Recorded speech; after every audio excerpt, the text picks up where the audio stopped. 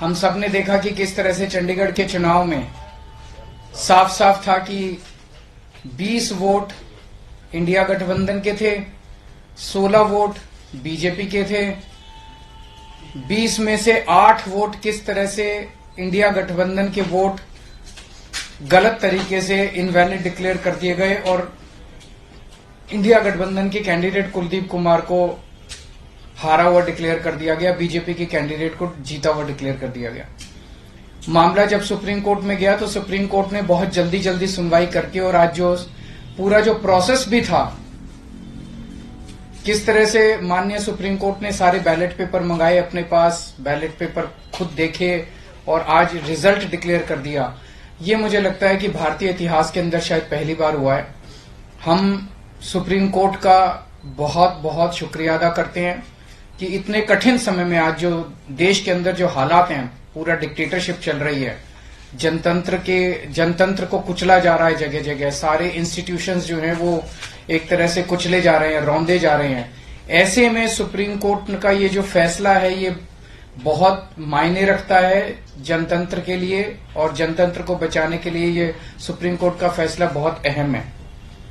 India गठबंधन, इसलिए हम सुप्रीम कोर्ट का बहुत बहुत शुक्रिया अदा करते हैं। इंडिया गठबंधन की ये बहुत बड़ी जीत है, पहली जीत है, बहुत बड़ी जीत है और बहुत बड़े मायने रखती है।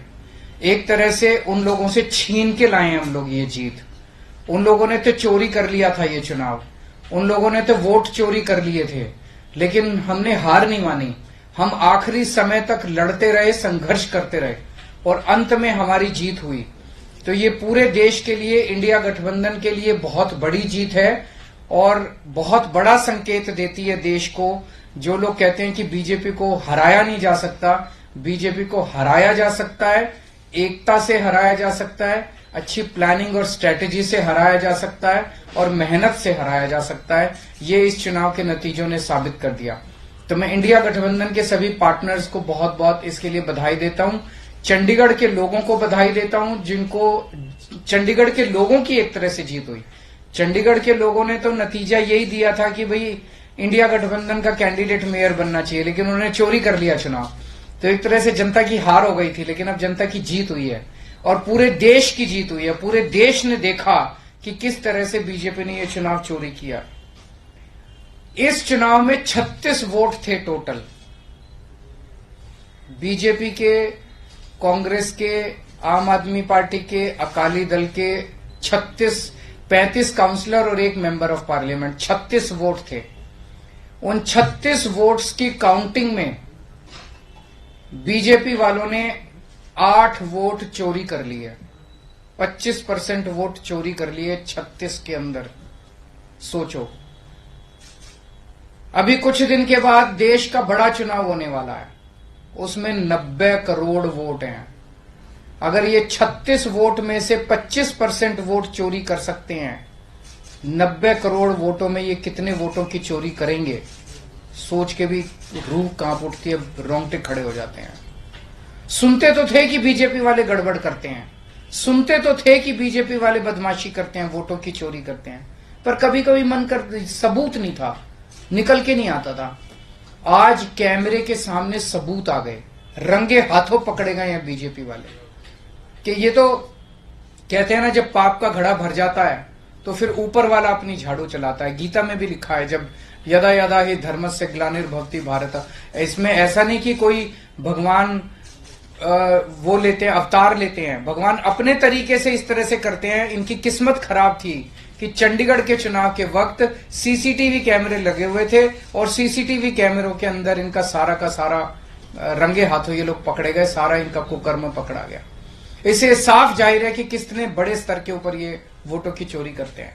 अब बड़ा मसला ये है, पूरे देश को सोचना पड़ेगा कि अगर जनतंत्र नहीं बचेगा तो कुछ नहीं बचेगा। आज जितनी कॉन्फिडेंस के साथ ये कह रहे हैं 370 सीट आएंगी, 370 सीट आएंगी, एक तरह से देश के लोगों को चैलेंज कर रहे हैं ये लोग कि तुम्हारे वोट की जरूरत नहीं है हम लोगों को, हमारी तो आ रही है 370 सीट। तुम्हारे वोट की जरूरत नहीं है हम लोगों को, हमारी तो आ रही है 370 सीट। अगर उन्हें इतना कॉन्फिडेंस है 370 सीट का, कहां से आ रहा है ये कॉन्फिडेंस? कुछ तो गड़बड़ कर रखी है इन्होंने। और जिस देश, अगर किसी देश के अंदर चुनाव के पहले पार्टियां साफ साफ कहना चालू कर दे हमें वोट की जरूरत नहीं है, हमें लोगों की जरूरत नहीं है, उस देश के अंदर फिर जनतंत्र बहुत बड़ा खतरे में है। पूरे देश को मिलके 140 करोड़ लोगों को मिलके जनतंत्र को बचाना पड़ेगा। इससे ये भी साफ है, ये लोग चुनाव जीतते नहीं है, ये लोग चुनाव चोरी करते हैं। आज ये पूरे प्रकरण ने, चंडीगढ़ के पूरे चुनाव ने इन लोगों को बेनकाब करके पूरे देश के अंदर बेनकाब कर दिया। इन लोगों ने दूध का दूध और पानी का पानी हो गया। मैं फिर से एक बार इंडिया गठबंधन को बहुत बहुत बधाई देता हूं और माननीय सुप्रीम कोर्ट को बहुत बहुत शुक्रिया अदा करता हूं। अगर एक तो क्वेश्चंस आपके हैं तो वो भी एक बड़ी चीज है कि इनका पूरा षड्यंत्र क्या था, कि षड्यंत्र था कि हमारे पार्षदों को तोड़ेंगे। ये चुनाव, जैसा मैंने कहा कि पहले तो पूरी कोशिश करते हैं ईवीएम में धांधली कर दो, इसमें धांधली कर दो, किसी भी तरह से चुनाव जीत। अगर हार जाएं तो फिर ये काउंसलर्स को तोड़ना चालू कर देते हैं, एमएलएस को तोड़ना चालू कर देते हैं, सरकारें गिरानी चालू कर देते हैं, ईडी लगा देते हैं, सीबीआई लगा देते हैं, पैसे की गड्डियां फेंकते हैं उनकी तरफ, सब तरह से तोड़ने की कोशिश करते हैं। ये जनतंत्र थोड़ी है। सर, इस चुनावों ने दिखाया कि कैसे अगर आम आदमी पार्टी और कांग्रेस मिल जाए तो बीजेपी को हरा सकते हैं। मैंने अभी यही बोला। तो क्या पंजाब में भी आप इस पर ये मैंने बोला कि किस तरह से अगर हम सारे लोग इकट्ठे हो जाएं, इंडिया गठबंधन के इस चुनाव ने एक बहुत बड़ा मैसेज दिया है। जो लोग कहते हैं कि बीजेपी को हराया नहीं जा सकता, बीजेपी को हराया जा सकता है अगर हम संगठित हो जाएं, एक हो जाएं, स्ट्रैटेजी से काम करें और मेहनत करें, हम बीजेपी को हरा सकते हैं। हमने ये चुनाव में हरा के दिखाया है। पंजाब में सोचेंगे दोबारा से? नहीं, वो स्ट्रैटेजी जीतने की स्ट्रैटेजी है, आप उसमें चिंता मत करो, उसमें जीतेंगे। अभी कई सारे राउंड्स ऑफ डिस्कशन हो चुके हैं और काफी अंतिम स्टेज पे बाकी चीजें पहुंच चुकी है। बहुत जल्दी अनाउंस होगा उनके साथ गठबंधन। पंजाब का क्लियर कर दिया, बाकी सारी चीजों पे बात हो रही है, बाकी सारे स्टेट्स में बात हो रही है और कई सारे राउंड्स ऑफ डिस्कशन हो गए हैं। काफी अच्छी बातचीत चल रही है और काफी एडवांस स्टेज पे है। बहुत से आपके साथी हैं जो इंडिया अलायंस की बस में चढ़े तो थे लेकिन धीरे धीरे उतरने की कोशिश करते हैं। सबका अपना अपना वो है। मैं आज आपको लगता है कि उनको देखकर आज के जो रिजल्ट उनको उम्मीद जगी होगी और वो वापस आ सकते हैं? जो लोग देश को बचाना चाहते हैं उन सब लोगों का इंडिया गठबंधन में स्वागत है। सर, आपको लग रहा है लार्ज स्केल रिगिंग भी लोकसभा के समय ये अपोजिशन को, इंडिया ब्लॉक को अब डर है, जिस तरह का पिछले कुछ दिनों में घटित हुई ये चीजें? देखिए, ईवीएम को लेके बहुत प्रश्न उठते रहते हैं। जैसे मैंने बताया, इनकी मल्टीपल स्टेजेस हैं।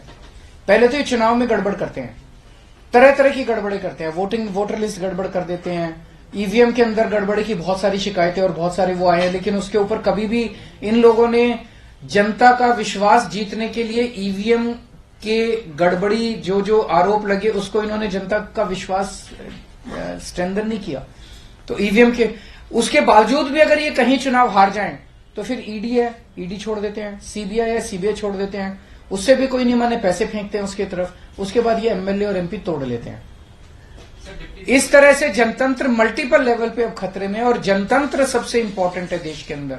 जनता की चलनी चाहिए, जनता अपनी सरकार चुने। अगर जनता की नहीं चलेगी और एक किसी व्यक्ति को अगर ये अहंकार हो जाएगा कि हमारी तो 370 सीट आ रही है, जनता की तो जरूरत ही नहीं है, 140 करोड़ लोगों की मुझे क्या जरूरत है, मेरी तो 370 सीट आ रही है, तो उसके अब जनता कहां जाएगी? जनता अपना घर बैठे, वो कह रहे हैं कि जनता घर बैठे, हमें तुम्हारी जरूरत नहीं है। उसका मैं डिटेल्स पता करके बताऊंगा, क्योंकि मुझे नहीं पता अब लीगल क्या पोजीशन है। मेयर डिप्टी मेयर का चुनाव कराता है, तो चूंकि वो मेयर नहीं रहा, उसने चुनाव कराया था, अब नया मेयर बना है, तो क्या वो भी दोबारा होगा, मेरे को अभी इसके बारे में क्लैरिटी नहीं है। मैं वकीलों से बात करके बताऊंगा। Thank you.